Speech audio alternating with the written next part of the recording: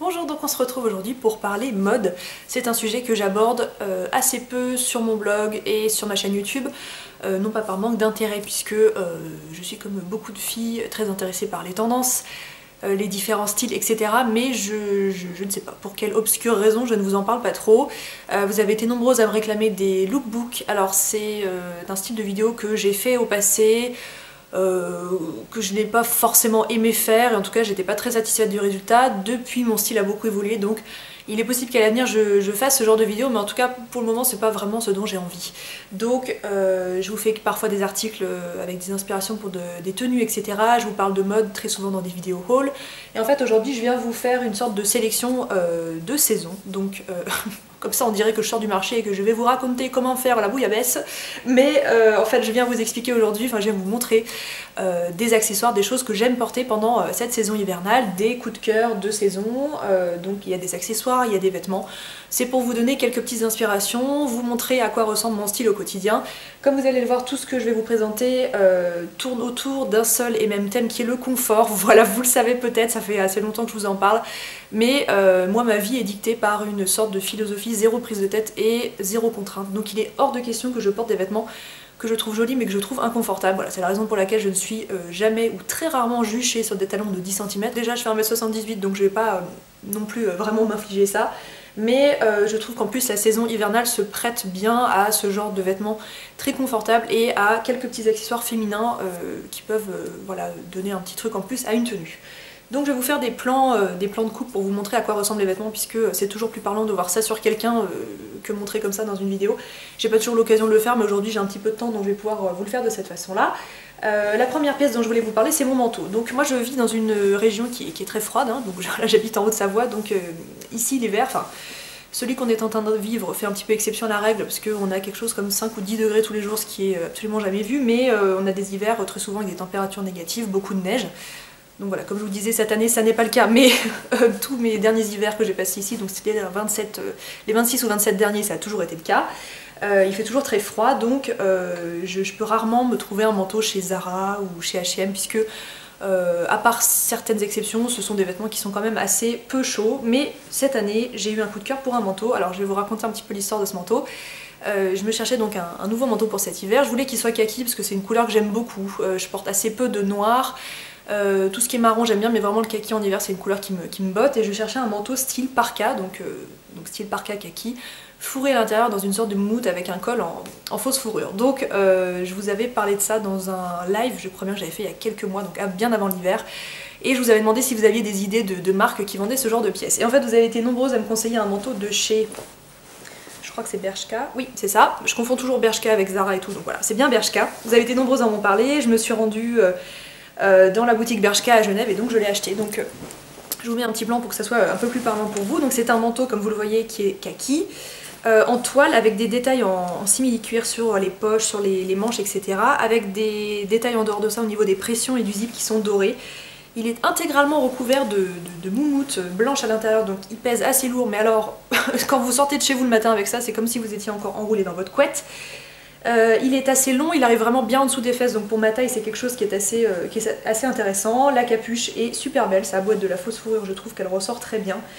Et voilà, le prix, alors je ne me souviens plus exactement, je suis même pas persuadée que j'arrive à vous retrouver un lien vers ce manteau, mais peut-être 80 €, 90 €, je ne me souviens pas.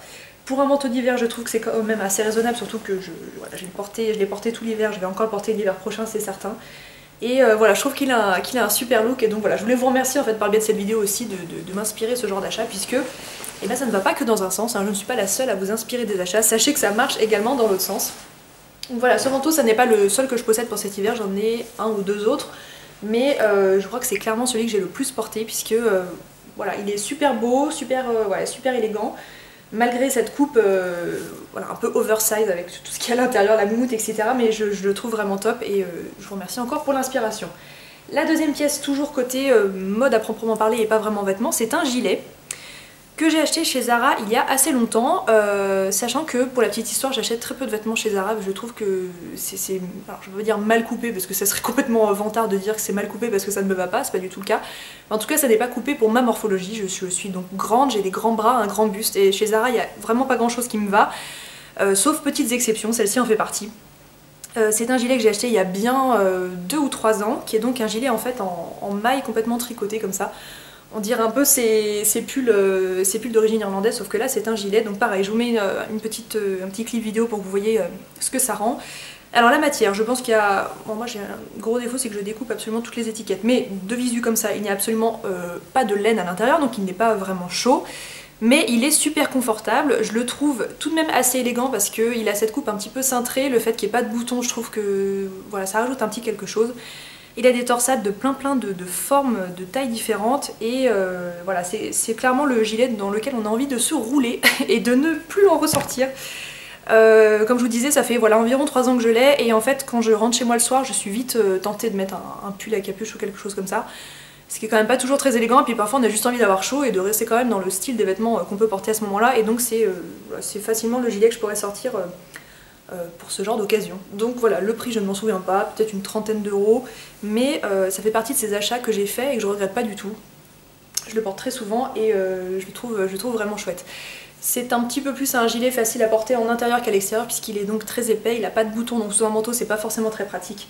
Mais voilà, je le trouve vraiment top. Alors ensuite un accessoire, pareil, je pense pas que vous puissiez mettre la main dessus parce que ça fait pas mal de temps que je l'ai, mais vous le retrouverez forcément dans une autre marque, dans une autre boutique, ça y a pas de souci.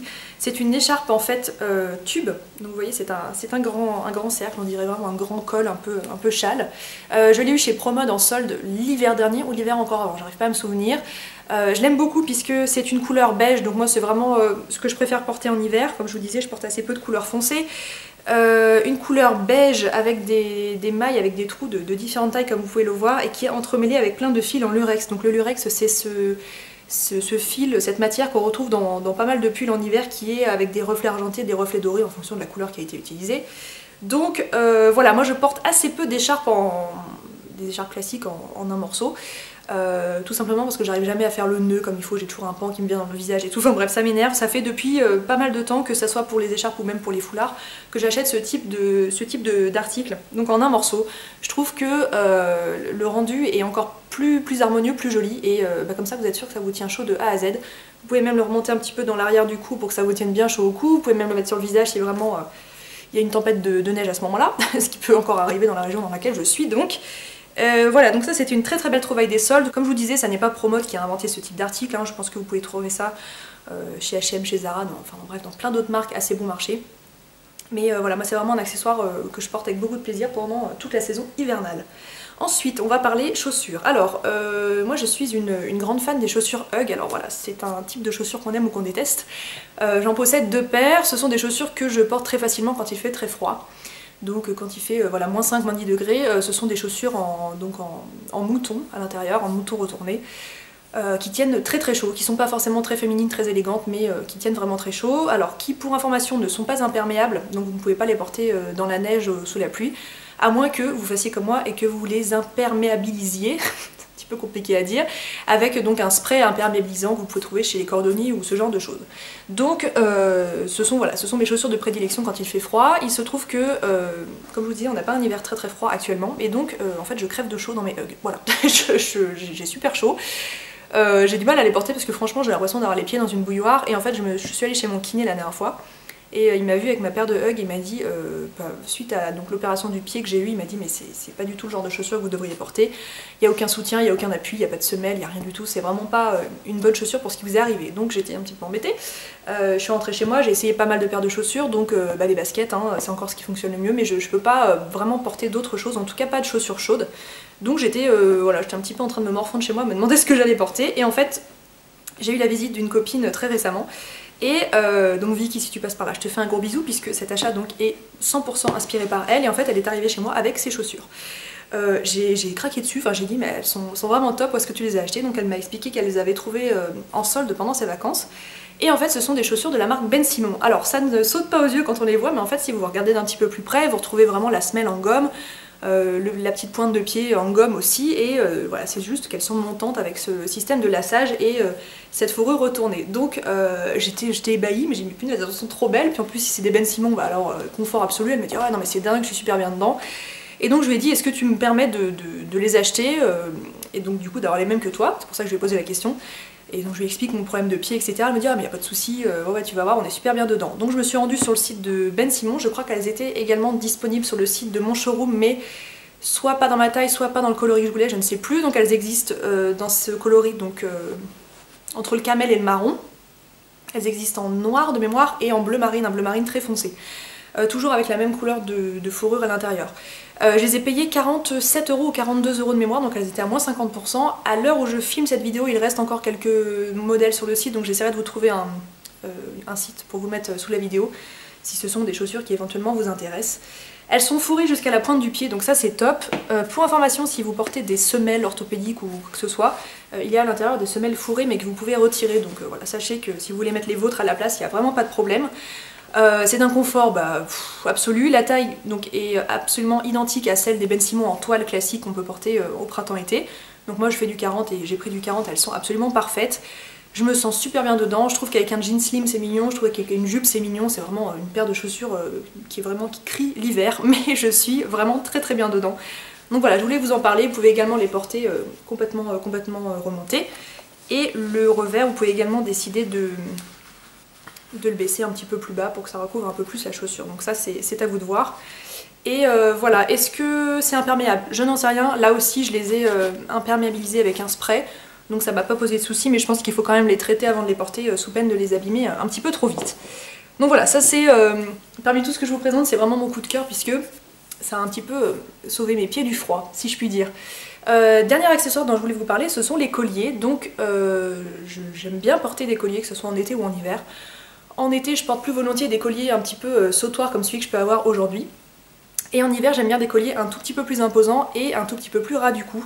Je trouve que c'est joli sur un sweatshirt avec un col rond, je trouve que c'est joli sur quelque chose de très basique, soit dans une couleur unie, soit vraiment un modèle très simple, genre un t-shirt ou un pull tout bête. Et je trouve que ça habille une tenue. Donc moi je porte surtout des colliers dorés, en tout cas dans un coloris, dans un métal doré, puisque c'est ce que je préfère, mais après vous faites bien comme vous voulez.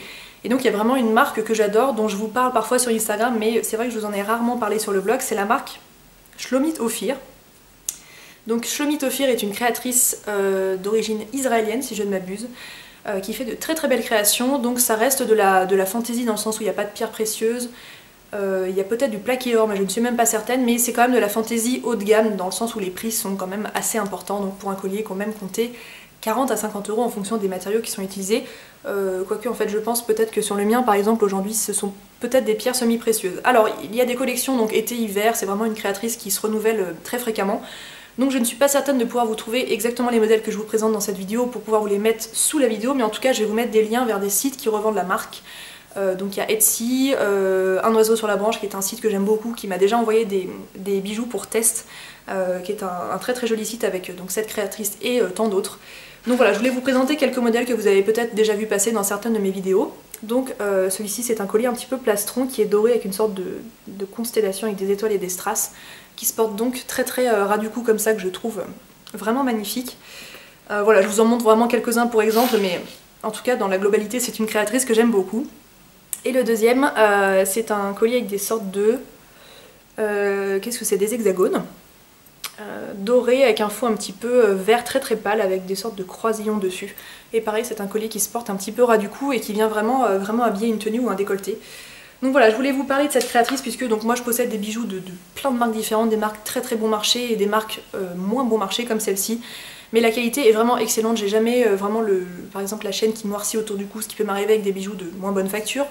Bon après quand on l'a payé 2 €, je veux dire on s'y attend, mais sachez qu'en tout cas cette marque est de grande qualité et les produits tiennent très bien dans le temps. J'aime beaucoup ce que fait cette créatrice, je trouve que c'est fin, délicat, très féminin et en hiver je trouve que voilà, ça ajoute cette petite touche de féminité qu'on peut par exemple perdre quand on porte ce genre de chaussures. Donc voilà, bah, c'était on va dire mes 5, 1, 2, 3, 4, 5, mes 5 essentiels de l'hiver. Des choses que j'aime bien porter, que j'aime bien changer au quotidien. Donc voilà, j'espère que ça vous inspire.